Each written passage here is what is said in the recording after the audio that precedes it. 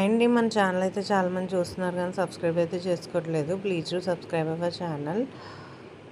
ఈ మధ్య ఆపరేషన్ సంకల్ప్ అయితే న్యూస్లో ఉంటుంది. ఇది వచ్చేసి యూపీఎస్సికి చాలా ఇంపార్టెంట్.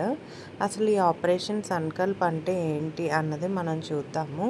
ఈ ఆపరేషన్ సంకల్ప్ ఎవరు లాంచ్ చేశారంటే ఇండియన్ నేవీ వాళ్ళు లాంచ్ చేశారు. ఎందుకు లాంచ్ చేశారంటే టు ప్రొటెక్ట్ మ్యారిటైమ్ కమ్యూనిటీ అనమాట. అంటే మ్యారిటైమ్ అంటే సముద్రంలో ఉండే వాటిని కాపాడడానికి అని చెప్పి ఈ మిషన్ అయితే లాంచ్ చేయడం జరిగింది.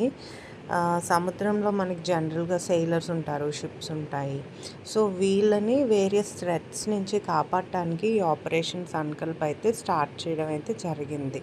ఓకే, ఈ ఆపరేషన్ సంకల్ప్ అన్నది ఎప్పుడు లాంచ్ చేశారు అంటే ఇజ్రాయెల్ హమాస్ కాన్ఫ్లిక్ట్ జరిగేటప్పుడు షిప్స్ యొక్క సేఫ్టీ కోసము, అలానే ట్రేడ్ రూట్స్ అంటే ట్రేడ్ రూట్స్ అప్పుడు రిస్కీగా ఉండేవి. సో వాటిని అంటే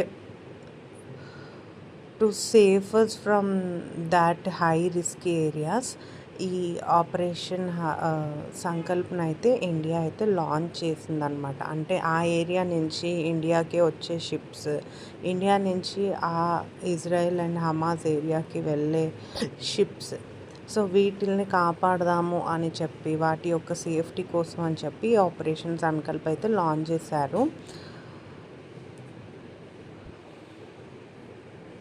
ఈ ఆపరేషన్ ఎక్కువగా 3 కీ ఏరియాస్లో అయితే ఫోకస్ అయితే చేస్తుంది. ఒకటి వచ్చేసి గల్ఫ్ ఆఫ్ అడెన్, ఇంకోటి అరేబియన్ సీ, ఇంకొకటి వచ్చేసి of the east Coast of Somalia. So ఈ ఏరియాస్లో ఎక్కువగా ఈ ఆపరేషన్ సంకల్ప్ అయితే ఆపరేట్ చేస్తూ ఉంటారు. సో ఈ ఆపరేషన్ జరిగినప్పుడు అసలు మన ఇండియన్ నేవీ ఏం చేస్తుంది అన్నది చూద్దాము. రెస్క్యూ పీపుల్ అనమాట. అంటే ఆ హై రిస్కీ ఏరియాస్లో ఉన్న వాళ్ళని కాపాడడం, అలానే హైజాకింగ్ ఆఫ్ మర్చెంట్ షిప్స్.